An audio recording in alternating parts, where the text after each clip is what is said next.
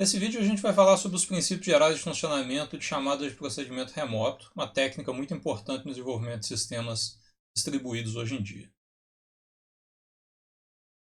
A ideia por trás do funcionamento de chamada de procedimento remoto é olhar para a forma como a gente usa normalmente procedimentos para separar trechos de código e dar um controle sobre a transferência de sincronização e de dados entre partes do nosso programa.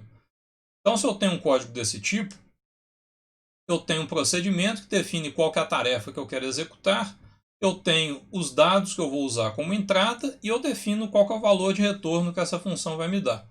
Se eu usar técnicas adequadas de engenharia de software para, por exemplo, ter pouco acoplamento entre os trechos de código, essa tarefa vai ser executada de forma bastante independente do resto do código desse programa. Foi com base nessa ideia que alguns pesquisadores desenvolveram o conceito de chamada de procedimento remoto. Ele já tinha sido aplicado em outros sistemas mais antigos, mas ele foi formalizado nesse artigo de 1984 de Birrell e Nelson. Na verdade, é derivado da tese de doutorado de 1981. A ideia é que a gente tem um ambiente de software que é ligado com o nosso programa, é o que a gente costuma chamar de middleware, e esse software vai fazer o controle da comunicação, da transferência de controle de execução para que a tarefa seja executada remotamente e o controle para a recepção da resposta de volta no código original. O desenvolvedor ele vai pensar nisso como se fosse uma chamada de procedimento normal. Na verdade, ela vai acabar sendo executada em outra máquina, mas do ponto de vista dele, ele tem um programa que está pedindo para alguma coisa ser executada. A gente vai ver que na prática, na maior parte dos sistemas de RPC, o código não vai ficar exatamente igual a um código de chamada de procedimento local, mas ele vai ficar próximo o suficiente para que isso seja fácil de ser executado. A evolução da chamada, nesse caso, ela começa no cliente que está executando alguma coisa, de repente ele faz uma requisição para o servidor para executar uma tarefa remotamente. O servidor que estava bloqueado, não estava executando nada para aquele cliente, recebe a requisição, identifica o que o cliente quer fazer, recebe os dados que precisam ser executados, faz a computação relacionada com aquele procedimento, prepara a resposta, envia de volta, o cliente que tinha ficado bloqueado esperando por essa resposta volta a executar. E o servidor, do ponto de vista daquela tarefa, ele também fica bloqueado, ele não tem mais nada para fazer. Para o desenvolvedor, então, criar os programas que vão funcionar com RPC, ele tem que, na verdade, fornecer 3 arquivos, basicamente. Ele tem que fornecer o código de quem faz a chamada, que a gente vai considerar o código do cliente que está executando alguma coisa, de repente ele quer que uma tarefa seja executada para ele. Ele tem que mostrar o código do servidor que implementa aquele procedimento. Então eu não preciso escrever um servidor completo, eu só tenho que dizer, olha, essa tarefa aqui, ela faz isso. E o terceiro arquivo que eu não teria num programa comum que fosse executado localmente, é um arquivo de descrição da interface para dizer, olha, esse procedimento é remoto, ele vai sair de uma máquina para outra, o nome do procedimento é esse, os parâmetros são esses, o valor de retorno é esse. Com essa informação, que vai estar aqui então no arquivo que tem o código da função, no arquivo que tem o código da implementação daquele procedimento P, e no arquivo que tem a descrição do como que o procedimento vai passar de uma máquina para outra, eu preciso agora do middleware de implementação daquela RPC. Esse middleware vai me trazer normalmente um compilador de stub, que é um gerador de código automático, e o protocolo de chamada de procedimento remoto que vai ter que ser usado para comunicar entre as máquinas. O compilador de stub ele vai receber aquela descrição que dizia que aquela função é um procedimento remoto e vai gerar código, que a gente chama do código de stub do cliente e o código de stub do servidor. Esse código vai ter todos os detalhes de comunicação que são necessários para esse negócio funcionar. E como eu preciso de mandar dado de um lugar para o outro, o stub também gera código para converter dados da forma interna do programa que está sendo executado para a comunicação pela rede. Vamos ver então como fica a execução do procedimento nessa estrutura. Eu começo com uma máquina cliente, né, onde está lá o sistema operacional, onde está o middleware que eu associei com essa máquina, e do outro lado eu tenho o servidor que eu vou querer comunicar com ele. O meu programa cliente, ele tem uma parte que foi escrita pelo usuário e tem a parte do stub que foi gerada pelo middleware, com base na descrição dada pelo usuário. Do outro lado, eu tenho o código do stub, eu tenho um código do servidor, que é o esqueleto do servidor, que também é gerado automaticamente, e eu tenho lá dentro a definição da função que eu quero executar, que foi dado pelo programador. Quando agora o cliente quer executar um procedimento remoto, que é o doit, ele chama aquela função, que vai passar os parâmetros para indicar qual que é o valor de retorno. O código do stub do cliente vai montar uma mensagem que vai descrever que eu quero executar remotamente o procedimento doit com parâmetros A e B e vai enviar essa mensagem para o servidor.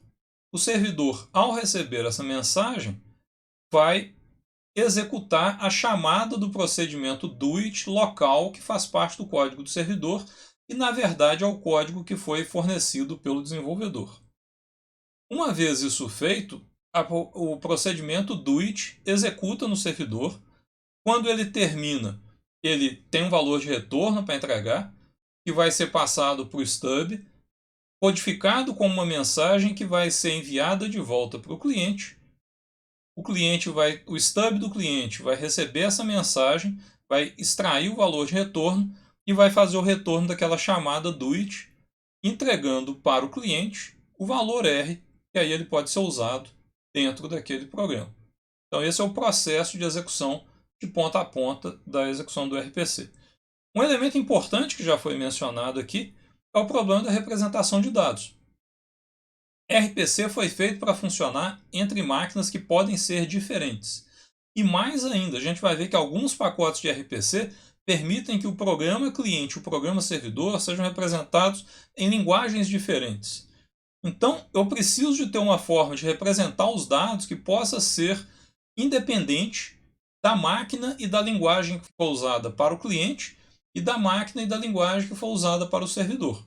A gente vai usar o que hoje em dia é muito comum de ser chamado de pacotes de serialização de dados. Normalmente, os pacotes de RPC, os middlewares de RPC, cada um tem o seu pacote de serialização preferencial, mas muitos deles, inclusive, permitem que a gente troque de representação de dados entre implementações do sistema. Se a gente considerar agora essa questão de representação de dados, aquela figura anterior que mostrava a evolução do processo de chamada, ela muda um pouco porque a gente tem que lembrar que no cliente, antes de eu fazer a requisição, eu preciso empacotar então os parâmetros numa representação de dados que eu posso enviar para o servidor e vai do outro lado ter que fazer o processo de desempacotamento para aí então poder fazer o processamento. Quando eu tiver terminado o processamento no servidor, eu tenho que empacotar o valor de retorno que vai ser então desempacotado pelo cliente do outro lado. Esse é o princípio geral de funcionamento de RPC. A gente encontra hoje na literatura diversas implementações de RPC diferentes. Se tornou uma técnica extremamente comum, extremamente útil para a representação de chamadas de procedimento. Algumas dessas implementações são, por exemplo, a ONC RPC ou Sun RPC, que foi desenvolvido originalmente pela empresa Sun. Foi talvez a primeira que tornou mais popular essa técnica de aplicação de chamada de procedimento remoto. O DCE RPC, que hoje em dia muita gente chama do Samba, né, do sistema de arquivo Samba, é implementado com o padrão DCE de chamada de procedimento remoto, que também está disponível para a gente utilizar. Um modelo de RPC que ficou muito famoso por ter sido um esforço de padronização que foi feito durante a década de 90 é o padrão Corba, que foi o primeiro que formalizou de uma forma mais transparente e mais sofisticada todas as facetas de um sistema de chamada de procedimentos remotos, apesar de que na prática ele acabou não sendo muito adotado. Hoje em dia, dois pacotes que são muito utilizados são o Google RPC, gRPC, e o sistema de RPC desenvolvido especificamente para Python, que o pessoal chama de RPyC. Além disso, esse princípio de RPC mapeia muito bem para linguagens orientadas ao objeto, porque você pode ver o objeto descrito como um ente que vai ser implementado remotamente. Quando você chama os métodos daquele objeto que é remoto, os métodos vão ser executados em outra máquina. Esse é o princípio por trás do Java RMI, por exemplo. Existem outros pacotes, por exemplo, Apache Avro, e vocês vão encontrar vários outros na literatura. Nesse curso, eu recomendo que vocês foquem principalmente no gRPC e no RPyC. Associado com esses conceitos de RPC, existem várias tecnologias, vários termos importantes na literatura que é bom a gente saber. Então, esse princípio de RPC acabou sendo mapeado para implementação de serviços sobre os protocolos HTTP, os protocolos da web. Então, a esse conjunto de servidores que utilizavam o modelo de RPC e que funcionavam, na verdade, sobre o protocolo da web, a gente dá o nome de Web Services. Esse conceito de Web Services ele acaba sendo implementado principalmente pelo protocolo SOAP, que é um conjunto de ferramentas para a implementação de serviços dessa forma, sobre o protocolo HTTP. Mais ou menos na mesma época do SOAP, foi criado também um outro modelo de comunicação e de execução remota de código sobre o HTTP, sobre o protocolo da web, que é chamado de REST. Ele é considerado em muitos casos também um modelo de RPC, mas REST tem um punhado de conceitos mais intrínsecos associados com o modelo de web, associado com o modelo de páginas, que tem vários verbos que você pode acionar sobre uma URL, e ele pode ser visto com uma forma um pouco diferente. Vocês vão encontrar alguns autores que inclusive dizem que ele é um modelo diferente. O Tannenbaum mesmo, no capítulo 1 do livro, dá para esse tipo de programação usando o REST o nome de programação orientada a recursos, a resources.